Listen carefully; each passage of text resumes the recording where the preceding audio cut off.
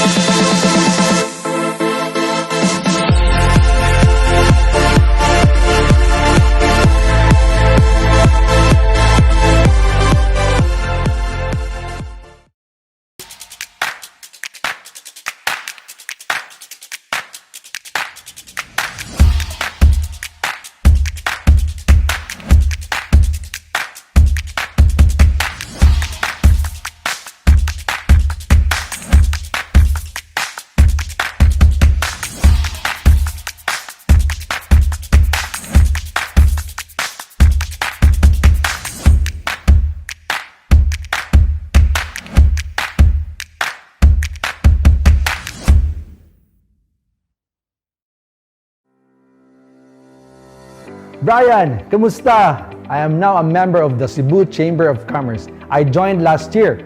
Why don't you join too? Oh, I see. So what does the Cebu Chamber do?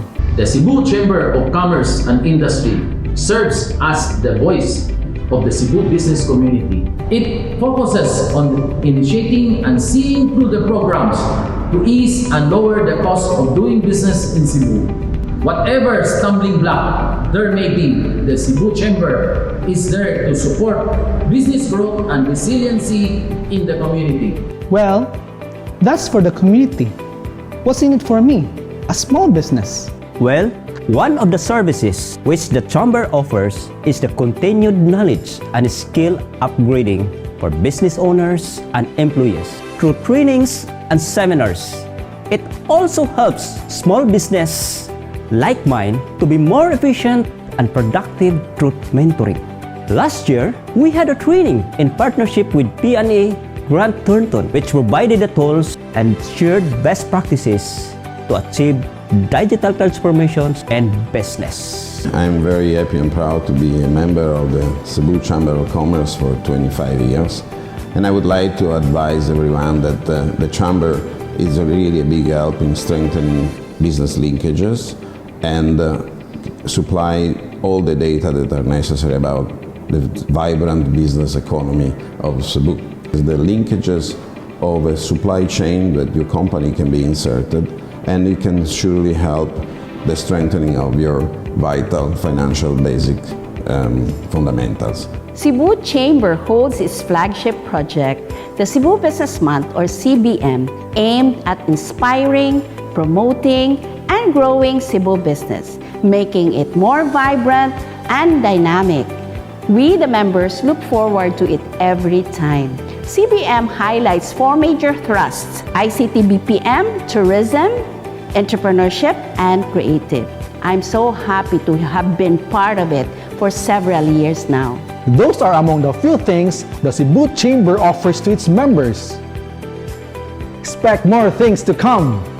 Wow, how nice.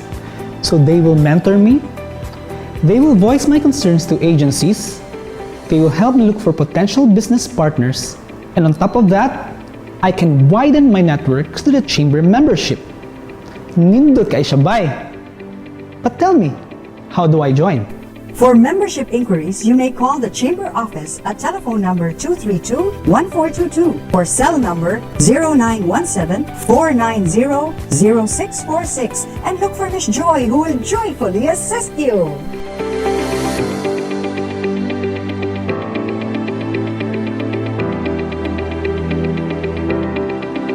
Join na! Connecting opportunities, growing businesses, creating value. These are what we make happen for you at the Cebu Chamber of Commerce. The beating heart of Mandaue City is changing. The new pace of transformation is felt everywhere in every industry. And with Mandaue, its chamber moves with it, leading the way to bring business to the future.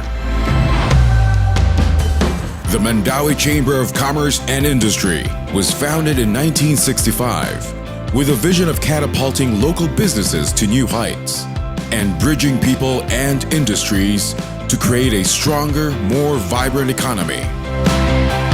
Today, MCCI remains the pace setter for progress and ingenuity.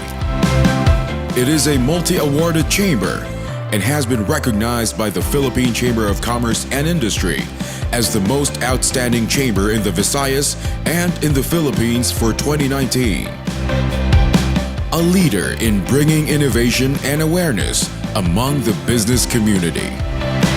MCCI supports SMEs by providing them with knowledge, resources, and opportunities for growth.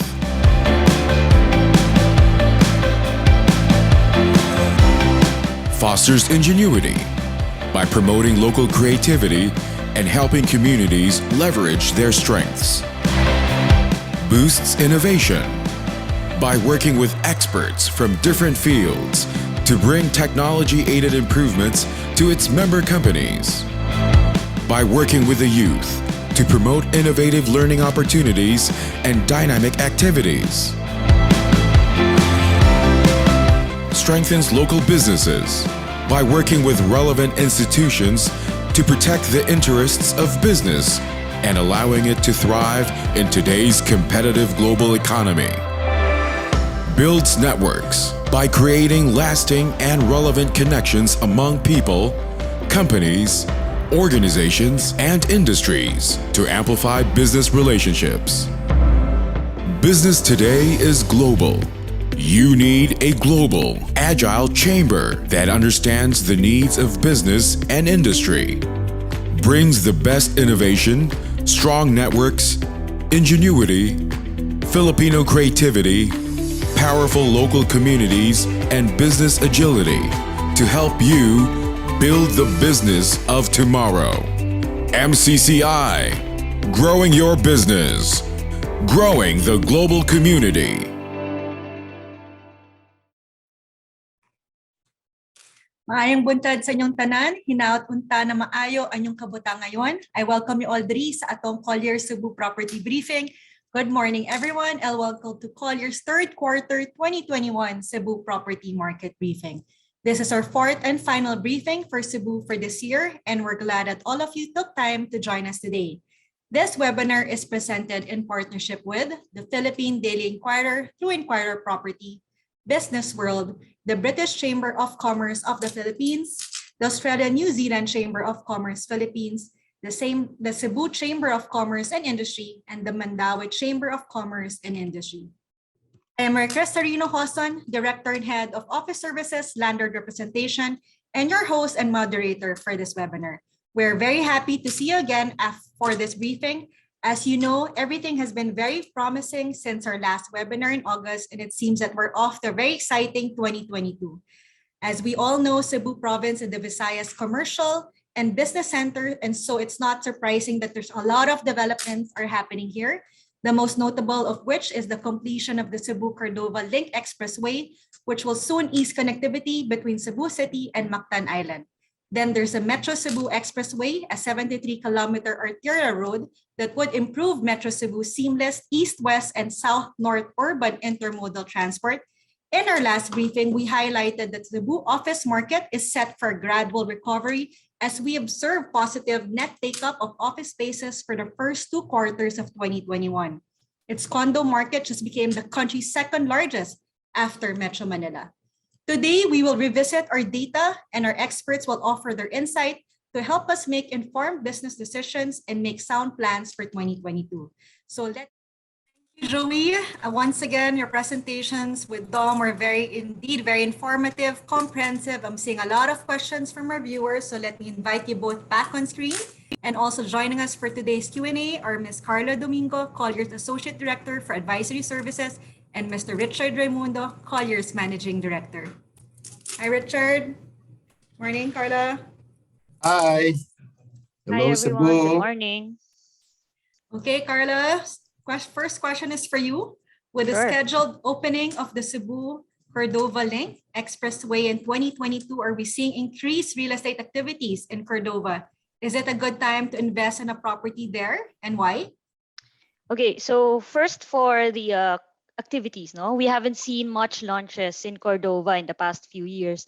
But as Joey mentioned in his presentation earlier, the projects in there are almost sold out, 95% sold. So it's very good indication of commercial activity in the Cordova area. Now, in terms of should we invest or buy, I'll answer that 2 ways. For the first, of course, the investors. So definitely it's a yes. So it will now be closer to the city center. And from 30 minutes to 1 hour travel before from Cordova going to Cebu City or Mandaue, it will now be reduced to around 15 to 20 minutes. So it will be more attractive for commercial and residential activities. And therefore, of course, capital appreciation will follow. Now, meanwhile, for end users, I think it's highly based on your comfort level. So should you buy a property? So it's based on your comfort level. If you're comfortable with the project, the price or the amortization that the project is offering, as well as the location, go for it. I mean, the infra is there to help with the ease in going around the city or the province. It's an added feature. It helps in accessibility. But at the end of the day, it's important that the project is within your means and within your goals, and it's really what you like. So I think for investors, go buy properties in Cordova and start doing some projects, both commercial and residential. For end users, if you think the project is right for you, then go for it. Thank you, Karla. Additional question: which areas will benefit from the Metro Cebu Expressway? Are we seeing increased real estate activities in these areas? Okay, so again, as Joey showed earlier, Consolacion, Liloan, Minglanilla, and Talisay, all of these areas are where the MCX or the Metro Cebu Expressway will go through. And they've been active since 2018. So we've been seeing developers putting in projects in those areas, and they're sold out. Liloan is 98% sold, Talisay is 90% sold, Minglanilla is 95% sold. So yes, there is increased commercial and residential activities. Meanwhile, those in the northern portion, Compostela and Danao, they've been active since 2019, having new projects and launches 2019, 2020, 2021, and they are significantly sold as well. So we expect this to continue as accessibility increases and the viability of real estate activities, both commercial and residential, also increase. Thank you, Karla. For Richard, I know you really believe in the Cebu real estate market, having invested yourself in Cebu. Please share us your thoughts on why choosing Cebu and also inviting other investors to really consider looking at Cebu, the real estate options. Well, even though that the prices have gone up in the last 5 years, it's still very good value for the developers that come in there. And it's still at a good discount from Metro Manila, definitely, because land values in Cebu is lower than Metro Manila. But there are opportunities. The office market is growing. Of course, the tourism, once the pandemic ends, that's going to come back. Karla and Joey mentioned about improvements in infrastructure. We get stuck in traffic from the airport when the new bridge finishes. That would be so much easier. And of course, there are good developments both in the Mactan area and in Cebu City. So those are the ones that I'm very excited with, and why Cebu is it's the second biggest property market after Metro Manila. So that's a big thing. Thank you, Rich. And I know you're a believer of the Cebu retail brands. A lot of retail brands want to enter Cebu, but we see a very strong Abaca brand, Pigang Palm, the Hukad, and all the homegrown Cebu brands, which other brands that are not homegrown to Cebu are very scared to enter the Cebu market. Please share your thoughts on retail brands want to enter Cebu market. How can they penetrate this growing Cebu market? Well, we've had great, retail concepts here in Metro Manila, like for F&B, like pastries, desserts, coffee shops that haven't gone to Cebu. And then what happened was, it was Cebu that created their own. You've seen Abaca Baking Company, and then you've seen even in the high end, like Pig and Palm, you've seen Hukad and all of those homegrown restaurants. They're offering their own specialties. So it can be done. So that's what's interesting, is that in the regional arena, they do their own, and then they're very successful at it. Thank you, Rich. Talking about the regional and global arena for residential sales, how can landlords really penetrate the markets outside Philippines to really market all these new residential developments in Cebu? Karla, what have you been seeing in terms of, and Joey, because you've been to road shows, you've done webinar road shows of residential going or offering abroad. Joey, what markets have they been targeting? And Karla, what are the anecdotes that you've been seeing from brokers on sales? Karla, you want to go first?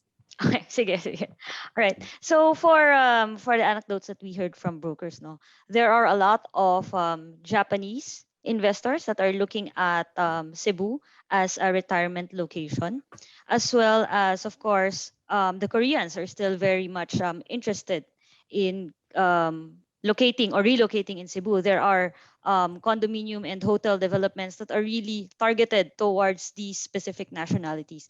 And they've been very active in the market. And the brokers have been active as well, posting a lot in social media, using technology as a way to communicate or sell the properties that they are brokering for. So I think those are the two major nationalities that they have been targeting and are getting significant interest from brokers here in Cebu.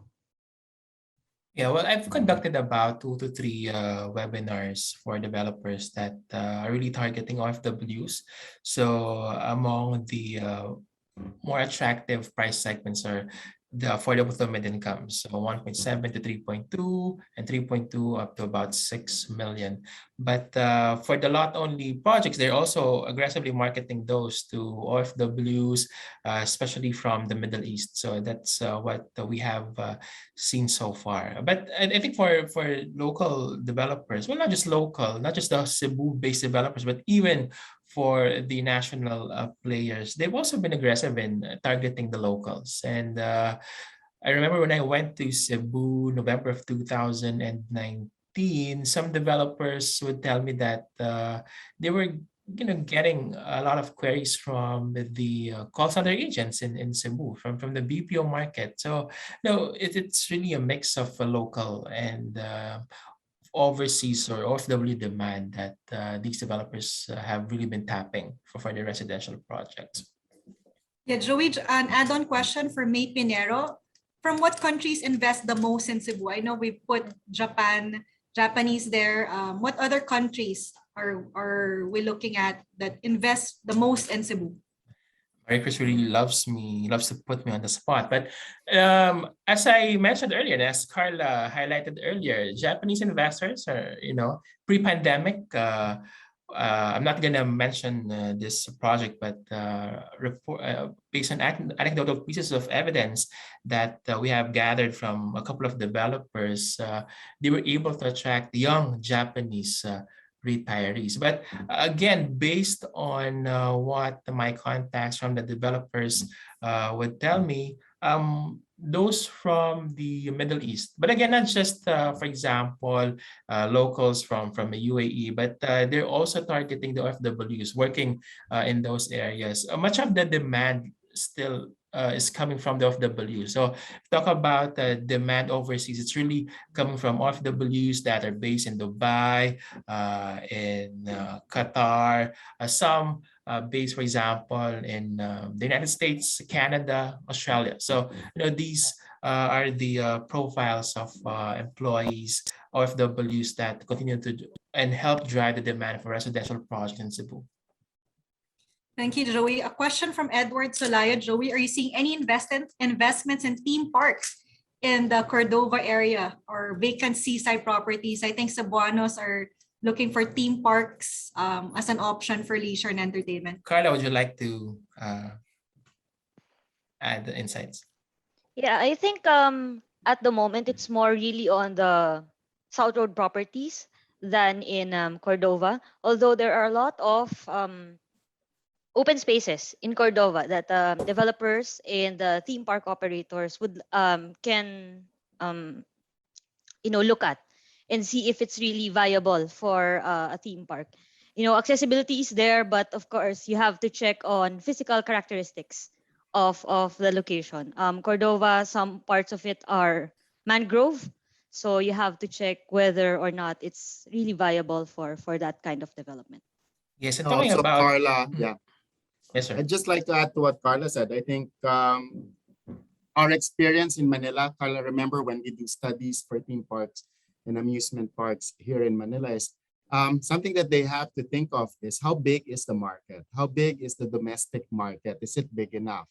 You know, Metro Manila, it's not easy, even with the domestic market here. Another one, particularly for a really good big budget theme park or a water park, is there also a demand from the foreign market, your visitors that come in?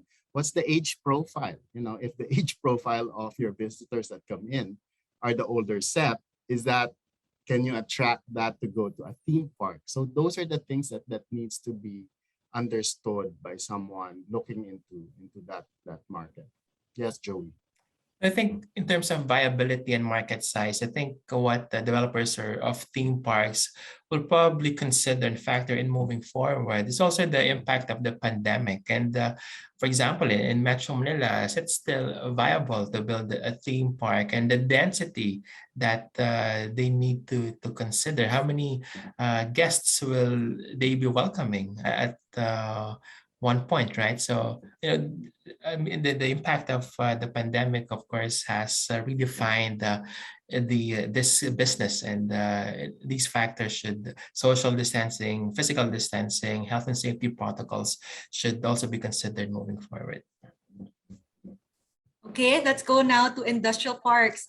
Joey, Karla, how about industrial parks? Any new developments for this sector in Cebu?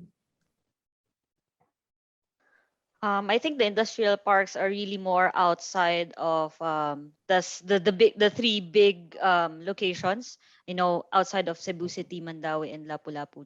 Particularly because land values have gone up in these highly urbanized cities, and that industrial parks or industrial uses are no longer as financially viable for developers.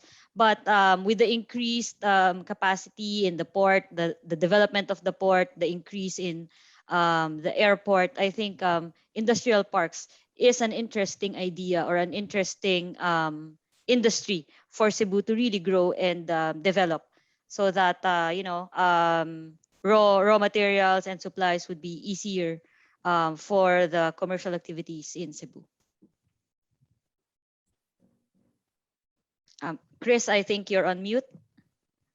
Thank you, Karla. Now we go on the office market. Dom, we saw an improvement on the office take-up in Q3 2021. To which do you attribute this development? Is the market gradually recovering?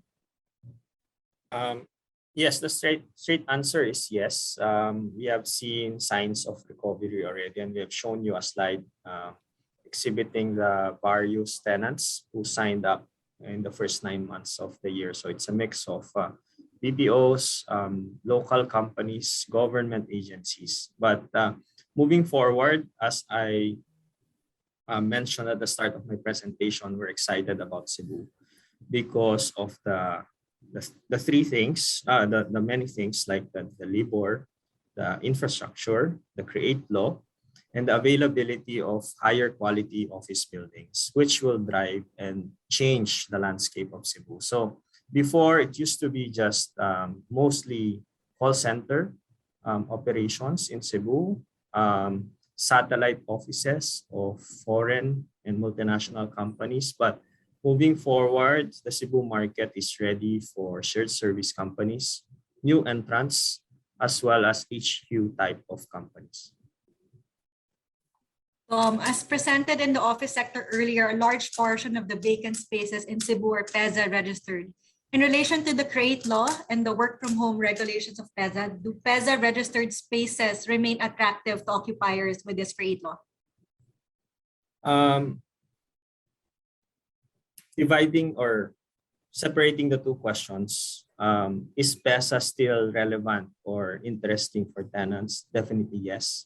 But if you combine it with the regulation that would try to bring back employees in the office, that's where the issue is.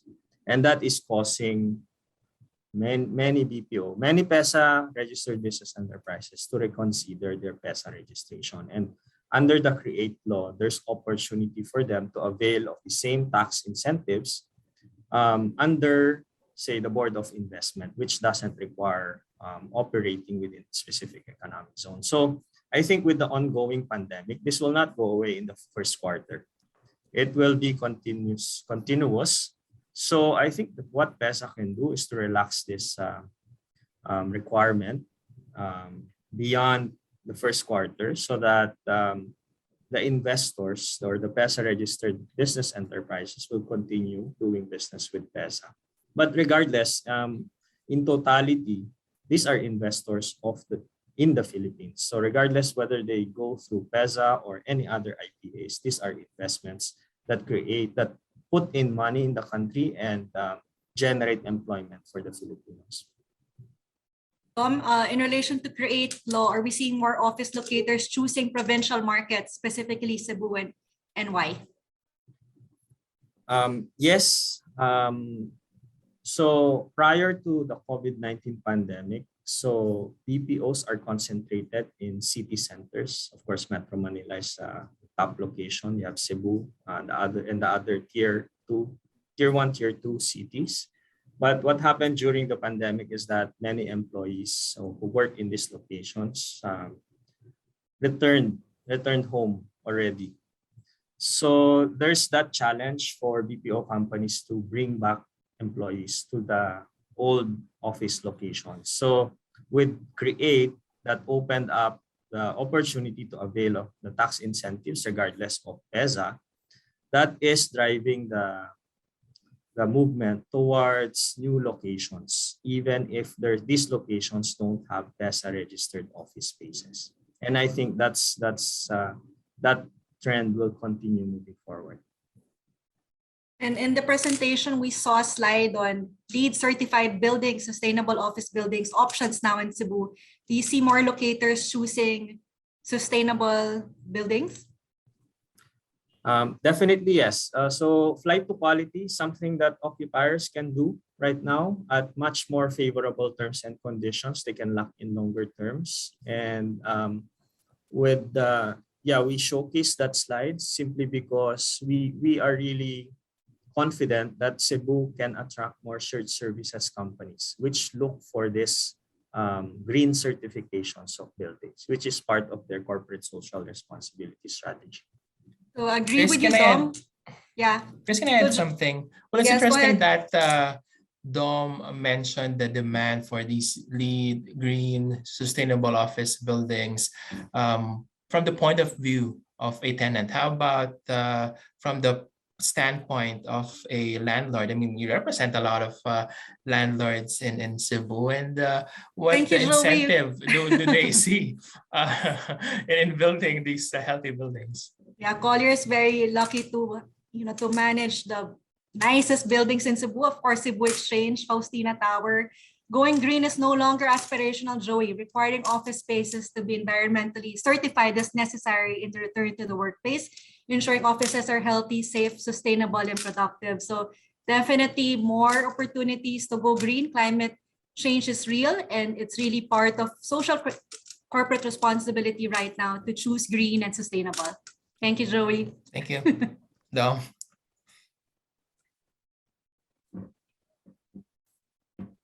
Okay, back to you, Joey.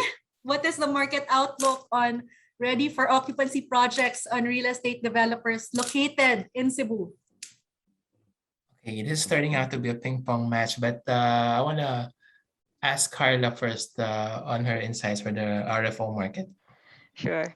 Well, RFOs, it's inevitable, as Cebu starts to turn over units. I think what's important here is how developers will get rid of this inventory. In Metro Manila, we've seen promos such as low move-in fees, 5 to 10% down payment, and have their own rent-to-own schemes. And I think developers in Cebu should take this cue from Metro Manila and embrace this as a new product for them. This will broaden their market base, such as those who cannot afford, of course, to wait for 5 years before their unit is turned over, or those who cannot pay rent plus amortization. So it's something that I think Cebu developers should really, take a look into and see if it's viable for their project. So it's really important. Karla, don't you think that the RFO market right now, that's one of the effects of the pandemic? Because before the pandemic, the developers would have normally sold all of the units. It would have been turned over. They would have paid or gone into a bank finance. But now, all of a sudden, in Metro Manila and even in Cebu, we're now seeing RFO units. That's probably a sign of the effects of the pandemic. Would you agree? Yes, definitely. It's we've seen some backouts, especially in those that are nearing the turnover period, because of course some buyers have shifted their priorities to other expenses. But again, as the market recovers, developers should look at how you can make your RFO units more accessible to those people who really need it. And it's really more playing with payment terms, looking at rent-to-own schemes and other promos that can help both the buyer and developer to get rid of those RFO units. Joey, anything to add? I think similar to what we see in Metro Manila. I mean, the fact that we have been seeing remaining inventory life in the Metro Cebu rising from less than 1 year, 0.9 back in fourth quarter of 2019 to about 2.3 years now is indicative of this increasing remaining inventory life or increase in the number of ready for occupancy units that have yet to be sold, right? In Metro Manila, what we have been seeing is that developers have really been innovative with their payment terms, providing early move-in promos, or you pay the down payment, 10% down payment, and then no other down payment for the next 12 months. So these are very interesting promos that they have been providing. And I think Cebu-based developers or those that have projects in Cebu should look for these promos that are currently being implemented in Metro Manila, and should they also offer these promos in the Cebu market as well. Thank you, Joy. Carla, another question from Marie Alois Manuel of CEMEX. Are horizontal residential developments more active now compared to vertical residential? Although we've seen, some increase in the launches and take up in horizontal developments, especially in lot-only products, as Joey mentioned in the slides earlier.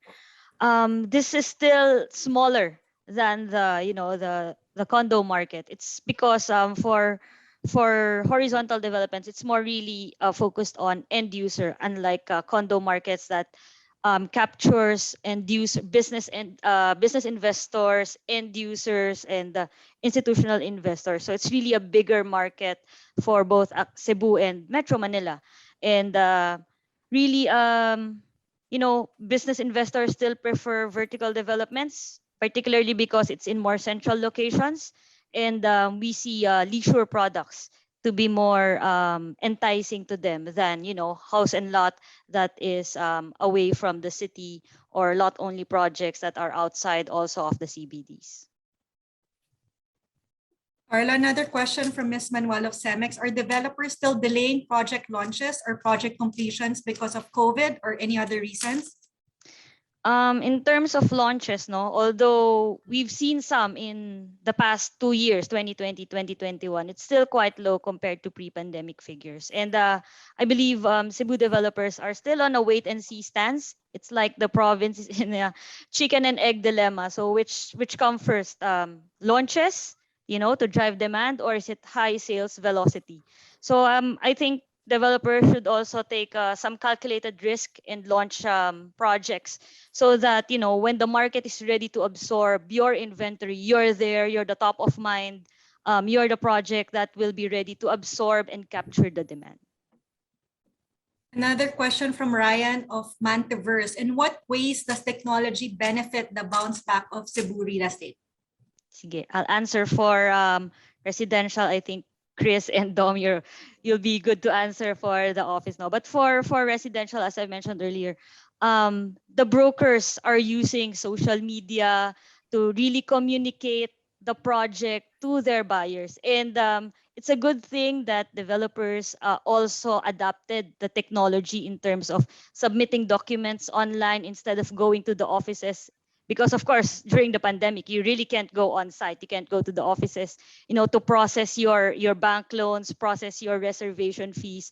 And it's good that developers were able to adapt quickly to this, and this did not hinder, or this helped to not hinder the sales of residential units, because of course I can do it on GCash. I can pay my reservation fee on GCash or just do bank transfers. For RFO units, I can pay my Kusa dues using GCash, or again, some pay Maya, pay link, pay Mongo links, etc. I mean, it really helped, continue.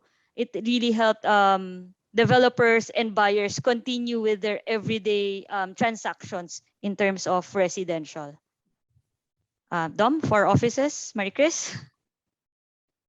I think that's more for Maricris. Yeah, so when we went to Cebu, we saw a lot of new players entering the Cebu market. We have Dito already there, and with all the new infra, and because of the work from home, definitely technology plays a big role in Cebu. So the more that there's redundancy in terms of bandwidth for in bigger areas, not only in the Cebu Business Park or Cebu IT Park, but having improved bandwidth and redundancy for Cebu really makes Cebu a top choice in terms of provincial expansions. Dom? I have nothing more to add, Chris. Okay. Karla, another questions from Daniel Balo-Alo. Will there be a launching of new mixed-use estate in Metro Cebu soon? So I think there are a lot of developers that are really very interested in Cebu, given that Cebu is the second largest, not only residential, but in terms of residential, but also office, second to Metro Manila. I think it would be good, to add to the current mixed-use estates that is in Cebu City, to further drive office, residential, and retail products in the province. So yes, there would be, but I'll leave it to the developers to announce their mixed-use estates in Cebu City. Thank you, Karla. Joey from Carlos Alberto Ruiz. If we are projecting the inventory life will extend up to 2 years, won't starting any new development within this period just contribute to excess in the pool for now, added supply? If not, then would be an advisable period to begin a project, especially for the condo market? Definitely, that might even extend the remaining inventory life, but we're optimistic with the recovery, rebound, and growth prospects of the Cebu property market, especially the Cebu residential market.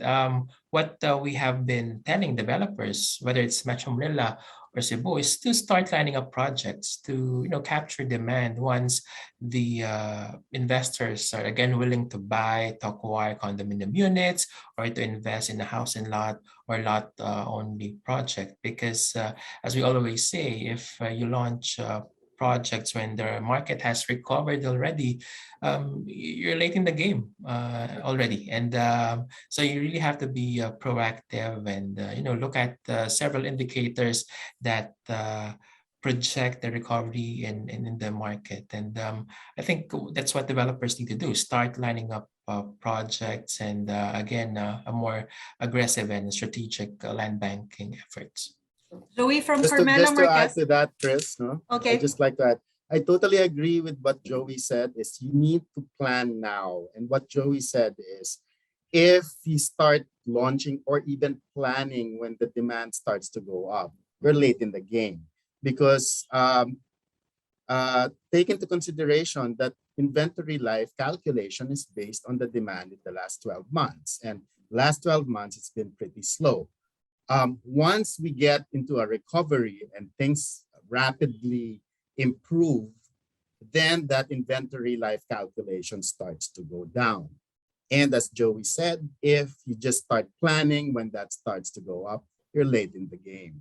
So, and that's what happened in the last crisis, that developers who were late in the game got left behind and their market share was eaten up by other developers. Thank you, Rich. Joey, another question from Carmela Marquez. What are the most desirable locations for residential condo units? Okay, for residential, well, similar to the slide that I mentioned earlier, and Karla might want to add a few points also. The developers have really been launching more projects outside of Cebu City. For instance, Mandaue, which will contribute about 40% of new supply from 2021 to 2023. Other projects as well in Lapu-Lapu. Of course, the prices of land in Cebu City have increased substantially over the past few years, therefore compelling developers to look for alternative sites. And that's one of the major reasons why Mandaue and Lapu-Lapu will continue to contribute a much larger portion to upcoming supply in the Metro Cebu starting in 2022. Okay, last final remarks from our panelists. Let's start with Karla. Yeah, I think Cebu is gradually recovering. The office market is moving up, so the residential will definitely follow. Investors will go back. And for the developers, as Joey and I mentioned earlier, it's really good to make calculated risks. Do your planning, launch some units, continue to drive interest, so that when the market is ready, and we expect market to be ready soon, you are there, you will be top of mind, and you will not get left behind. Thank you, Karla. Dom? I think I've said enough about Cebu, but what I can say is that go visit Cebu right now that it's open. There's no test required, so go there, go for tourism purposes, and then explore the business opportunities. Thank you, Dom. Joey? I agree with Dom. I want to revisit Cebu and again try authentic lechon, but not just lechon. Also, I want to see the upcoming projects and look at the status of these residential office buildings that we saw were being completed the last time we went there, right, Chris? And interesting times ahead for the property market, greater inoculation, faster economic recovery. And, these are just a couple of factors that we believe will really anchor growth in the Philippines, and especially in key urban areas such as Cebu City starting 2022. Thank you, Joey. Richard? The four of us, the five of us have gone to Cebu in the last month or so. And I agree with what Dom said. Visit Cebu and you will be surprised with this excitement that is starting to bubble. That that the opportunities are starting to get back, the activities is starting to get back. And we are very optimistic with the real estate segment in Cebu. So totally agree with what everyone said. Thank you, Richard. Thank you to our speakers and panelists, Joey Roi Bondoc, Dom Fredrick Andaya, Karla Domingo, and Richard Raymundo for sharing their insights and giving us a comprehensive look at the property market of Metro Cebu. And now, before we go, we'd like to once again thank our event partners, the Philippine Daily Inquirer through Inquirer Property, Business World, the British Chamber of Commerce in the Philippines, the Australia-New Zealand Chamber of Commerce, Philippines, the Cebu Chamber of Commerce and Industry, the Mandaue Chamber of Commerce and Industry. And to officially close our program, let's hear some final remarks from our Managing Director, Richard Raymundo. So after about 20 months since the pandemic started in the Philippines, we have seen the property market go through a roller coaster ride. Demand has slumped in the office segment as work from home took its toll. And for the residential segment, we saw weakness in launches and consequently in take-up. The good news is we are seeing an improvement in mobility and in vaccination rates. COVID cases are starting to trend downwards, and we are again seeing transactions in the office market in Cebu, and developers are getting ready to launch new projects in the second biggest property location in our country. As we head towards the end of the year, we are more optimistic that there will be more activity in our industry, as seen in more office transactions and residential demand, and of course, holiday retail spending. Thank you for joining us, and reach out to us for any requirements and assistance. We would be happy to assist you. Stay safe, stay healthy, and maayong udto sa tanan. Back to you. Thank you, Richard, and thank you to everyone who joined our webinar today. You're welcome to reach out to our team if you have further questions or would like to receive more information about our presentations today. If you'd like to stay updated on the latest news and insights on Philippine property market, please follow us on LinkedIn, Facebook, Instagram, or Twitter. You can also visit our website, colliers.com, to download our quarterly reports, including the Q3 2021 Philippine Property Market Reports, which covers the office, residential, and retail sector. Also, all of those who registered and attended this webinar will receive an e-newsletter with a link to a video recording of today's open forum. If you'd like to hear more from Joey, he has a weekly column in the Philippine Daily Inquirer called Colliers Review. It comes out every Saturday in the newspaper's property section, so make sure you grab a copy of Inquirer or stay tuned online at inquirer.net. Once again, on behalf of Colliers, thank you for joining us today. Stay safe, stay healthy, and we look forward to see you again in our next Cebu Property Market Briefing next year. Goodbye, everyone.